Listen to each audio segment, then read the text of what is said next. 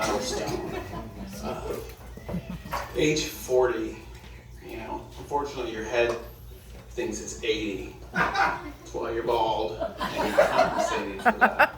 That massive beard. Too bad, man. Well, on the good news, even though you are a talented hack at the keyboard, fortunately, CCB is such a small, desperate church that they're willing to let you play. And it's really bad when you're losing to somebody like me in poker sometimes. It doesn't look good, man. But fortunately, as you reach this advanced age, you have a young wife who can take care of you. So, gotta give you props on that. You were able to fool her enough. Makes you thinking you were worthy of marriage. He sounded sure to actually perform the ceremony that he knew would be. Oh. I guess I better go.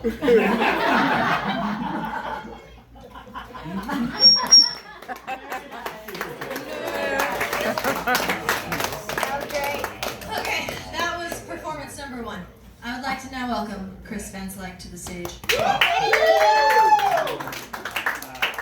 Yeah, Marissa asked me to host the roast of Doug. I guess it's because I guess we go back a ways, you could say. For those of you who don't know, my name is Chris, and Doug and I first really got together as like friends and connected as being guys who didn't know that much about music, but were playing in church. And so that was like we were in high school, and it was literally like his brother would write out the notes for me to play on bass, and he would show Doug where to put his fingers, and we're like, okay, we got it, man. And then we somehow made that work, and then Doug got really good, and I got a little good. And so anyway, I apparently am having to host this, so I'm going to invite a few people up to express their love to you through the gift of hopefully comedy.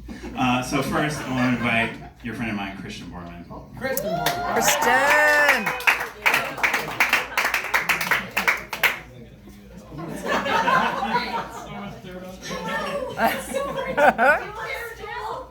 Yeah, I could stand up on the chair. Well, first of all, we're here to honor Dr. Doug Borman for being in college for 12 years.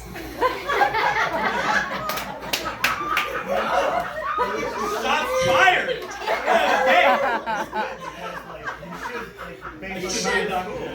I always wanted him to perform surgery. Can you do it yet? Surgery? For the holiday. Reconstructive surgery on your face. I know. Anyway, yeah, so I always said to Doug when he lived with us for a lot of years. And the deal was, as soon as you graduate from college, you can move out. 2017. You did it. It's so proud. So, it was a lot of years. It was good though. No, but I have so many stories, and there's a few that I can't tell. There's one I'll just say to you, and it had to do with the outside of the basement coming down.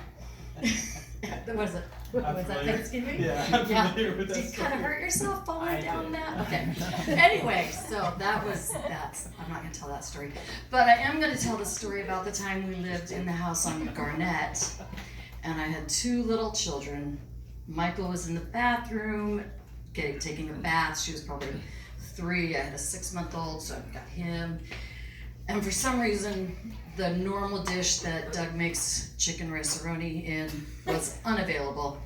And we had a gas stove, and Doug says, yelling from the kitchen, "Hey, how can I make some rice-a-roni if this thing's not available?" And I said, "Just use the electric fryer, it'll be fine. Where is it?" "It's in the cabinet, left of the sink below, just grab that thing out of there." And so I hear him rattling in the kitchen, Michael's doing her thing, Aaron's, who knows, So, after about 10 minutes, he yells, "Is this thing ever gonna heat up?" I'm like, "Well, it should." And I come out of the bathroom, and Doug has got my electric fryer straddling the gas flames, and he's watching it. And I'm like, the butter is just sitting. And I'm like, "No, I don't think it's gonna heat up at all." And I said, "Did you actually take the plug out of it and set it on the counter when you put it on the stove? You mean that over there?" Yeah. Well, see this thing on the side, you plug it in and you plug it. Turn on. He does know now. He does know. Yeah, I know. Yeah, I'll figure it out. He got that's why it took him a long time to get through college. Another thing, I think he's a great dad because he practiced on my kids. Practice. Yeah. One of his better things he did was with Aaron, when you, at 4 years old, let him drive your car around the roundabout. Maybe 5, he might have been 5. I mean, it's a great idea. He was fine. Fine. Fortunately, Aaron is a great driver. Right, Aaron? I'm over here. Yeah, great driver. I'm pretty good, I'd say. Yeah, I think you're a great driver. I'm pretty good. I do You've been it a at lot. it since you were 4. Yeah, there's a lot of stories I could tell about Lots Doug, of but practice. yes, yeah. Driving fine. He's yeah. So there's several things, but that's one of my favorite Doug stories. I think. Do I get? Are you going from here, Chris? I can take it from here if you want. Okay, But Chris- If you want to respond, you may. Oh, Dr. Doug. Dr. Doug's gonna respond. Christian Borman, ladies and gentlemen. Good job. I was never told to plug in the electric skillet. I mean, she said use the electric skillet. She said use the electric skillet. She didn't say plug it in. She didn't say, hey, I have a completely separate means of preparing this food, which involves electricity instead of flammable gases. Yeah, like I blame her. Hey, I just want to do a quick little plug.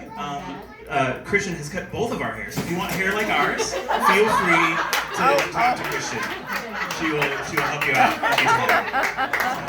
Well, that was funny what you said. All right, so I think it's a reasonable transition from that story to then go to Michael Ray, who one of Uncle Doug's biggest fans from day one. Get him, Michael. Well, I don't know, Mom. I feel like yours was a little harsh.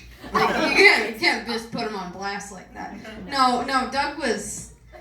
He, obviously, like Mom said, he lived with us for a long time, and he was. It's. I'm getting to that. He lived with us for a long time, and he really was like a second father to me, and he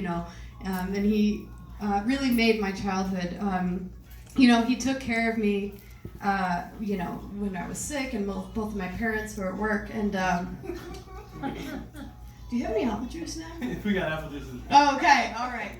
Oh, well, you guys probably don't know that. So, it was really sweet, actually. So I was about, 8 years old or so, and I was homesick from school one day, and being the generous, loving uncle that he is.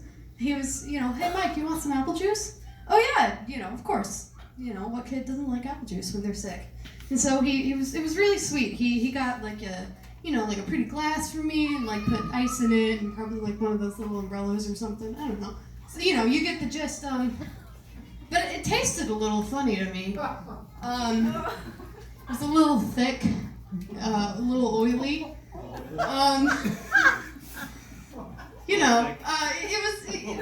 It was sweet though. It was a nice gesture. But it turns out my dad came home and he was, you didn't give her the apple juice, did you? So it was vegetable oil. But it's the thought that counts, And he was always just, we just like he was just had such a great sense of humor, and he was always goofy with us, and you know, we had fun nights at home, and we would all make dinner together as a family, and one night we were making we had a deep fryer, and we were making like curly fries, right? You know, it was awesome. You know, he would play around with my brother and I, and one night he took a fork and just kind of, you know, like, you know, and was being goofy, and he failed to realize that he had actually just taken it out of the deep fryer and directly onto my hand. Oh, man. But, you know, again, it's the thought. It's the thought. Or the lack thereof. Yeah. And graduated from college. But, you know, so, you know, you really made my childhood, and, you know, so on this milestone in your life, you know, I just, you know, I love you, and we all love you. And just so thanks.